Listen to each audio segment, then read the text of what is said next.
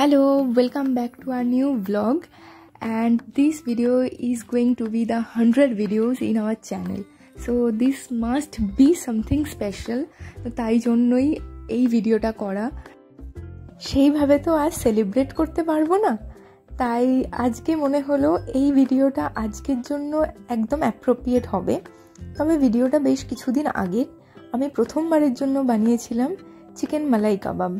একদম যে পারফেক্ট হয়েছিল তা না, কিন্তু খুব একটা খারাপও হয়নি। তোমরা দেখো, তোমাদের যদি ভালো লাগে আমাকে জানিও, তাহলে আরেকদিন একটু পারফেক্টভাবে বানাবো।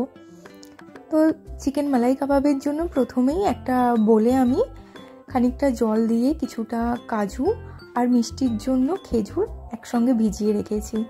আর এখানে চিকেনের ব্রেস্ট পিস নিয়েছি। ব্রেস্ট পিসটা টুকরো টুকরো করে কেটে নিয়েছি কাবাবের সাইজে।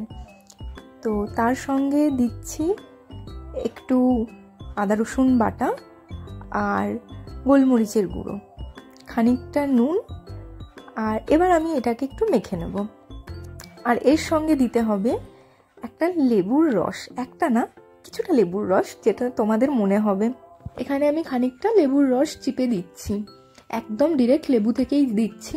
আর দিতে গিয়ে দেখো একটা দানাও পড়ে গেছে, আমি দানাটা ফেলে দিচ্ছি। তো অনভ্যাস, কোনোদিন সেইভাবে তো করা হয় না, আগে লেবুর দানাটা ফেলে দেওয়া উচিত ছিল, যাই হোক ফেলিনি। আমি এখানে মিক্স করে নিচ্ছি লেবুর রস, নুন, গোলমরিচ আর আদা রসুনের পেস্ট।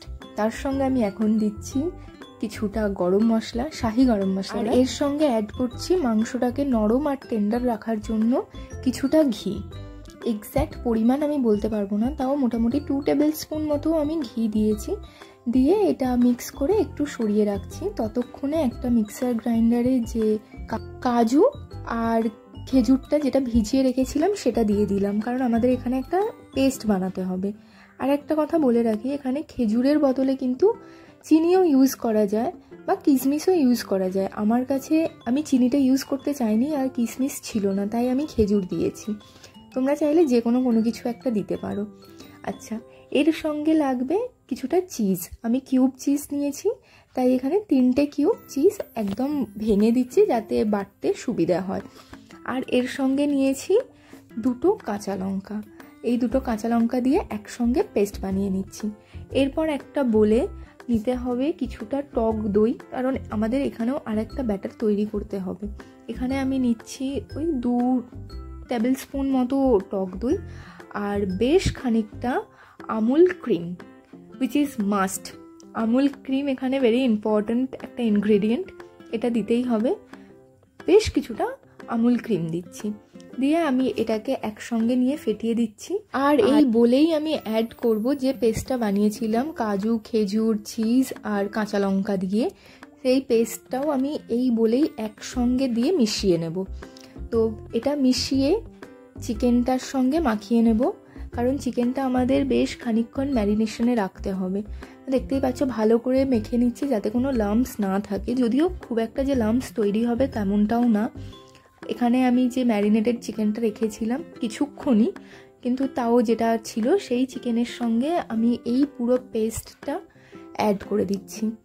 এবার আমি এটাকে ভালো করে মাখিয়ে যাতে ঢুকতে পারে সমস্ত চিকেনের গায়ে, এটা মানে এই ক্রিমটা লাগতে পারে আর ক্রিমের টেক্সচারটাও যাতে মাংসের মধ্যে ঢুকতে পারে, তাই এটাকে আমি রেখে দিয়েছিলাম প্রায় 4 ঘন্টা ফ্রিজে, নর্মাল ফ্রিজে।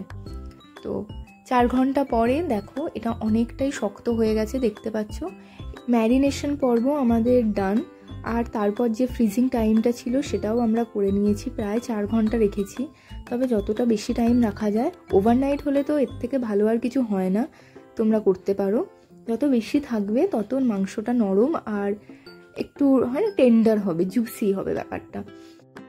আমি খুব বেশি টাইম পাইনি, তার মধ্যেই যতটা টাইম রাখা যায় ততটা টাইম রেখেছি। এখন গ্যাসে একটা প্যান বসিয়ে নিয়েছি। এবার ম্যান্ডেটরি ডেফিনেটলি বাটারেই আমি এটাকে সেঁকবো। তো বেশ খানিকটা বাটার নিয়ে নিয়েছি, আমুল বাটার। আর একটা কথা বলি, আমার আর একটা প্রবলেম হয়েছিল, যেটা একটু নুন হয়ে গেছিলো। এখানে না নুন দেওয়ার কোনো দরকার নেই, মানে তোমরা যে পেস্টটা করছো, চিকেনে নুন দিয়েছো ঠিক আছে, কিন্তু পেস্টটায় না কোনোভাবেই নুন দেওয়ার দরকার নেই, কারণ বাটারটাও একটু সল্টি থাকে। আমরা তো উইদাউট সল্ট বাটার ইউজ করছি না, আমার আমুল বাটার ছিল তো ওটাও সল্টি ছিল। এখন বাটারের মধ্যে চিকেনগুলো একটা একটা করে দিয়ে দেব। আসলে স্পুনটায় দিয়ে আর তুলতে পারলাম না, তাই ভাবলাম হাতে করেই দিয়ে দিই, নিজেরাই তো। তো আমি একটা একটা করে চিকেন এখানে দিয়ে দিচ্ছি। এই চিকেনগুলো হতে কিছুটা টাইম লাগবে, আর গ্যাসটা অবশ্যই সিমে রাখতে হবে। দেখতে পাচ্ছ গ্যাস আমার সিমেই আছে, না হলে পুড়ে যাবে। আর চিজ আছে তো আরোই লেগে যাবে। তো একটা একটা করে দিয়ে গ্যাসটা সিমে থাকবে। একটা পিঠ হয়ে গেলে তখন উল্টে অন্য দিকটা করবে। আর একটা কথা আমি বলি, এখানে আমি একটা ভুল করেছিলাম, যেটা বলে দিই। এই যে এখানে তোমরা দেখতে পাচ্ছ চিকেনের সঙ্গে আমি অনেকটা করে গ্রেভিটা দিয়ে দিয়েছিলাম, যে দই আর চিজের গ্রেভিটা ছিল সেই গ্রেভিটা আমি দিয়ে দিয়েছিলাম। এটা এতটা করে দেওয়ার দরকার নেই, কারণ এই গ্রেভিটা যদি এতক্ষণ ধরে রান্না হয় চিকেনের সঙ্গে, চিকেনটা তো সেদ্ধ হবে, এটা রান্না হতে হতে না গ্রেভিটা পুড়ে যাবে, যেহেতু চিজ আছে আরোই ধরে যাবে। তো তোমরা যদি করো এটা দেখে কেউ, তাহলে চিকেনগুলো দিয়ে দিও আর গ্রেভিটা আলাদা করে, মানে যখন চিকেনগুলো হয়ে আসবে তার উপরে দিয়ে নামিয়ে নিতে পারো, মানে 2 মিনিটের মধ্যেই ওটা রেডি হয়ে যাবে। যাই হোক, এখানে দেখো ওই যে যেটা বললাম একটু ধরে ধরে গেছে, আমার চিকেনটা অলমোস্ট একটা পিঠ ডান হয়ে গেছে। এবার আমি উল্টে দেব, উল্টো পিঠটা। তো তাহলেই আমাদের চিকেন মালাই কাবাব রেডি হয়ে যাবে। তো তোমরা দেখো, আমাকে জানিও তোমাদের এই ভিডিওটা কেমন লাগলো। আমি জানি একটু অন্যরকম ভিডিও, আমি তো নর্মালি রান্নার ভিডিও দিই না, তো জানিও দেখে কেমন লাগলো এই ভিডিওটা।